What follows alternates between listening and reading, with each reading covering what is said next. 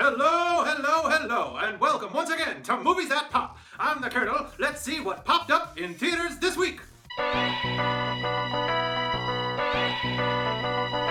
Jason Bourne, who single-handedly forced James Bond to start taking himself more seriously, is back in action after 9 long years off. And I gotta tell ya, while Matt Damon has clearly emerged from the hiatus, none the worse for wear, the same can't be said of the franchise. All of the necessary elements are here to make what could have been the best entry in the series, but some clunky storytelling and an insistence on maintaining the same old status quo results in a movie that delivers the bone-crunching, action-packed thrills you came for, but does nothing to move the story, the characters, or the franchise forward in any meaningful way. That's it for the capsule review. Let's get in depth. I'm just gonna be honest here. The Bourne films, they're just not very good, well-rounded movies. There, I said it. Jason Bourne is a great action hero, don't get me wrong, and he's played to perfection by Matt Damon, and it has become his signature role. But ever since the first film introduced his character, Bourne and the franchise in general have been in a constant state of inertia. All of the films unfold in just about the same way, using the same archetypes. The shady government guy pulling all the strings, the team of flunkies yelling at computer monitors in some government basement,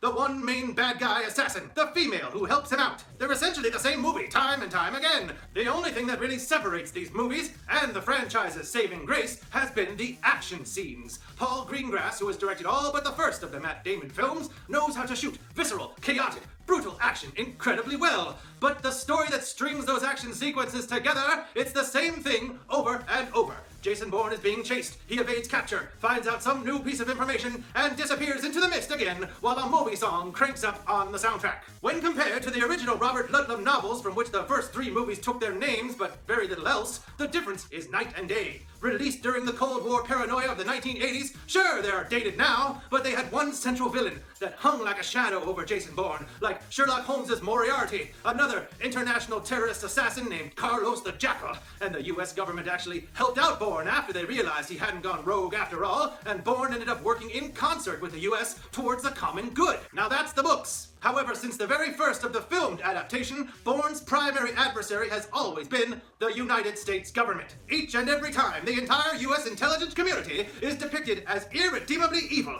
bent on killing Bourne at all costs. We're not talking about a few bad apples slipping in there. I mean, from the get-go, these guys, starting with Chris Cooper and Brian Cox in the first one, all the way through Strathairn and Finney, and now Tommy Lee Jones, nobody has any foresight, complexity, or pragmatism. They're just a bunch of mustache-twirling cowboys with no nuance whatsoever, and to be honest, it's getting a little tiresome, okay? And it looks like, at least on the outset, that the filmmakers agree with me. Why else would they try to cram in a parallel storyline about something completely independent of Jason Bourne's storyline, involving some sort of internet company with a social media platform launch that's gonna be a sneaky government surveillance tool? Sure, that storyline doesn't work, and occasionally turns the film into the darkest episode of Silicon Valley ever made, but at least they took a crack at something new. Also a breath of fresh air, the lovely and talented Alicia Vikander, everyone. Once again, she proves compelling as a CIA agent with a good head on her shoulders who actually has the idea of bringing Bourne in alive and trying to get him to be an ally again. You know, if you can't beat him, join him. And it seems like we actually might be steering this franchise back into fresh territory until,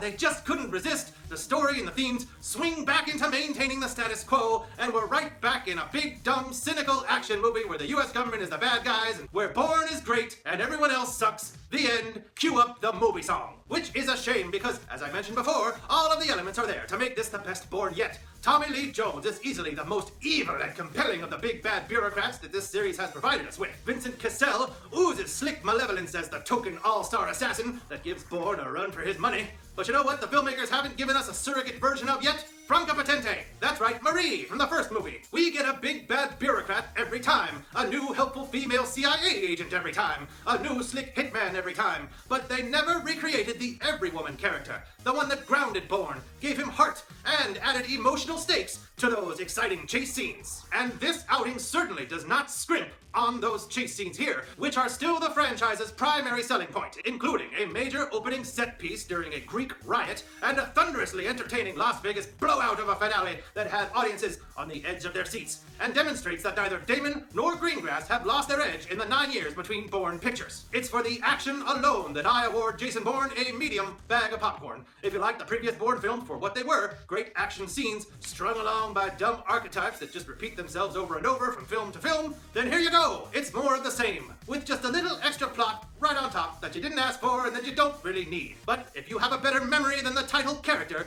you might end up realizing you've seen most all of this before. That does it for this edition of Movies That Pop. Don't forget to follow me, the Kernel, on Twitter @moviesthatpop, and click the icon right down there to visit our channel. You'll be able to view all of our other videos, and more importantly, while you're there, click subscribe so you can keep up with all the latest episodes, and so we can keep doing what we do. As for you, which of the Bourne movies do you consider to be the best at this point? Let me know in the comments below, and click the thumbs up if you like what you heard. In the meantime, thanks for watching. I'm the Kernel, and I got your asset right here.